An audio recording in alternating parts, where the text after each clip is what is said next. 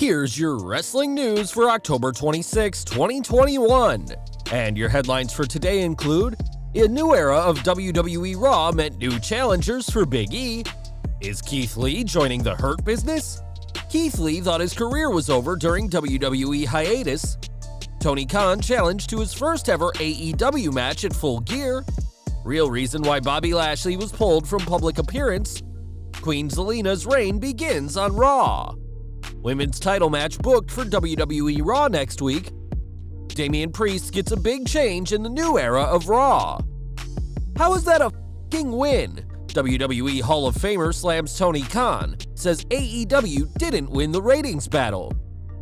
Jim Cornette says AEW devalued CM Punk wrestling on television, and more.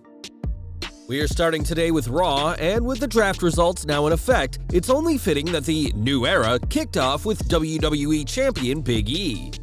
While we feared that WWE would be rehashing feuds post-draft, they ensured that the following competitors who'd be competing for a shot at the WWE Champion were all new faces on Raw.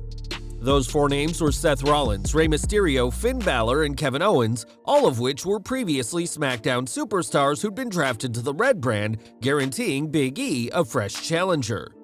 A fatal four-way match alone would have been a great main event, but Sonya Deville upped the stakes by making it a ladder match, one which would have been right at home on pay-per-view.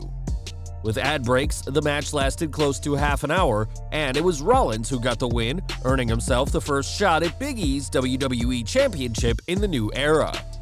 Some may have questioned the decision to push Rollins after losing to Edge, but it isn't the first time this has happened. After all, Rollins lost to Kevin Owens last year at WrestleMania 36, and if you don't include The Big Show or Paul White, it was the Visionary who was the first to challenge then WWE Champion Drew McIntyre after the Scotsman's victory over Brock Lesnar. As for Edge, he wasn't in last night's ladder match, and it's unclear if he'll be at Survivor Series, where he could easily be the leader for Raw's men's team. Rollins was the only obvious choice for the ladder match, as he was the only heel involved, and therefore the most likely man to challenge the face Big E. The WWE Champion came out afterwards to congratulate Rollins, and they had a tense stare-down where the Messiah laughed in his face and said he wouldn't do anything. Unfortunately for Rollins, we can't see him becoming a three-time WWE Champion, as this match is unlikely to happen on pay-per-view, as the WWE Champion is already booked to face the Universal Champion at Survivor Series. With WWE's next event after that being Day 1 on January 1st, the Rollins-Big E match will likely be on Raw, unless WWE believe they can stretch this feud for over 2 months without the title match until Day 1. More from Raw as Keith "Bearcat" Lee returned to face Cedric Alexander, and with the size difference between the two, it should come as no surprise that this was a squash. Post-match, Shelton Benjamin, who was by Alexander's side, teased getting into a scuffle with Lee, but the look he gave suggested he had something else planned. Benjamin seemed to tease recruiting him into the Hurt Business, which would be Lee's biggest change to date, as he's only been a babyface so far on Raw. Lee and the group might be just what the business needs, as their recent reunion without MVP has been disappointing so far. So far, Alexander and Benjamin have been racking up losses, and there hasn't been much involvement from Bobby Lashley either. If WWE plans on continuing the run of the Hurt Business, Lee may be needed for the group's redemption. And do you think the Bearcat should join the group? After spending much of 2021 on the sidelines, seeing Lee do anything on TV is great to see, as he was absent from February to July this year. With a new entrance, new attitude, and new name, Bearcat Lee is far different than the man fans saw in February. Speaking on the Out of Character podcast this week, Lee discussed the positive test and subsequent medical issues that caused him to miss much of 2021. "I'm just grateful for the fact that I was even able to come back and be back in the ring, because that 4th or 5th MRI, when I had to go to Pittsburgh, I was resigned to the fact that my career was done. I was just ready to be like, okay, I guess it's time to pursue other projects that I have an interest in." While fans may not be a fan of the changes made to Lee since returning, we're pleased that he's healthy enough to be back in the ring, and we'll have to see what the former NXT champion does next in the ring. Since founding AEW in early 2019, Tony Khan has gone out of his way not to be an on-screen character, but that'll change if Max Caster of The Acclaimed gets his way. On social media, Caster challenged Khan to a match at Full Gear, saying it'll be the Acclaimed against Khan and a partner of his choosing. In the tweet, Caster also shared a clip of his recent post-Dynamite performance, saying that Khan sent out his goons, led by CM Punk, to attack him and Anthony Bowens. So far, the only matches confirmed for Full Gear are the AEW World Title match, the Women's World Title match, and the finals of the AEW World Title Eliminator Tournament, but with an entire roster of names for Khan to choose from, Caster may get more than he bargained for if this tag team match goes ahead at Full Gear. At Crown Jewel, Bobby Lashley lost to Goldberg, getting speared through a table to a huge ovation from the Saudi crowd. On last night's Raw, Lashley wasn't on the show, and he's not just absent from WWE programming. The former WWE champion was meant to appear at a Cricket Wireless meet and greet in Houston yesterday, but was pulled from the event at the last minute. In his place, the Street Profits met with fans, and it's been reported that the Almighty was unwell and requested the time off.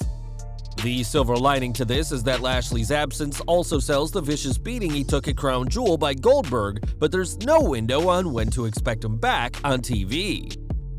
Raw went ahead without Lashley, but fans did see the coronation of Queen Zelina Vega, as her title is official by WWE decree, whilst Charlotte Flair's use of the term is a mere nickname. What was notable about the segment is that Vega began using a mix of a post-British accent mixed with her American accent for whatever reason.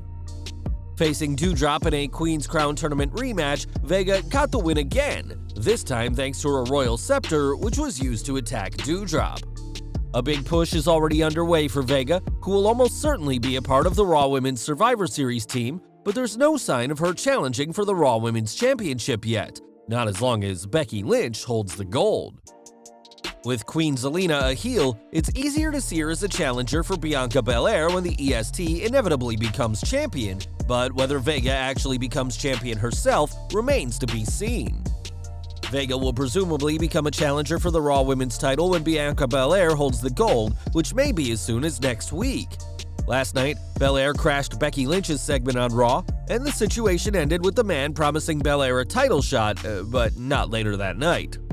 Instead, the title match will happen on next week's Raw, as the EST of WWE is looking for payback on the woman who took her SmackDown Women's Championship in seconds at SummerSlam.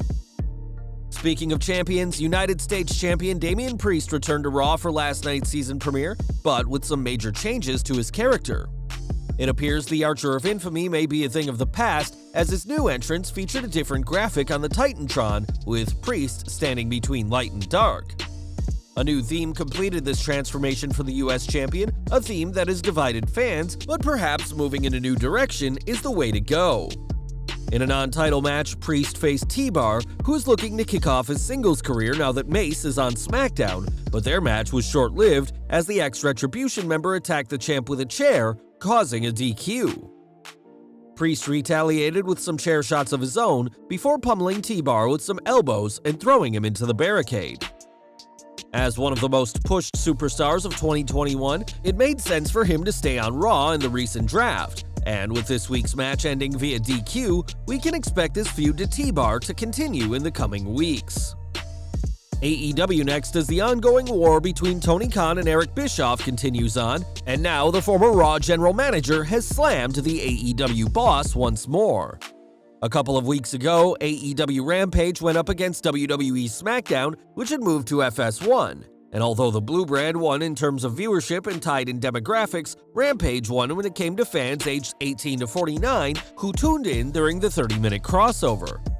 Khan was naturally delighted at this and made that clear on Twitter, calling it a win, but on his 83 Weeks podcast, Bischoff claimed WWE forced Khan's hand and that this so-called victory wasn't a win in any way.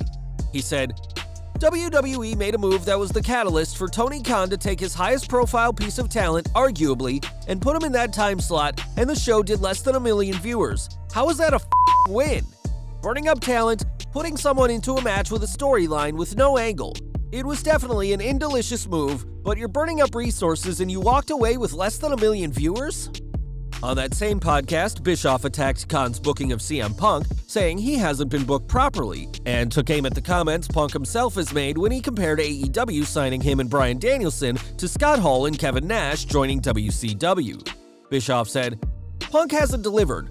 Punk was the guy that came out and his first comments were, the addition of this talent was more significant than Scott Hall and Kevin Nash, constantly making references to WCW because they want to be the company that WCW was back in the mid-90s. There's these constant references to WCW. When Scott Hall and Kevin Nash came in, we took off. Punk, you came in and you shit the bed in terms of ratings." In the past, Bischoff and Khan had been on good terms, with the Hall of Famer making sporadic appearances on AEW programming, but those days seem long gone with this war between the two.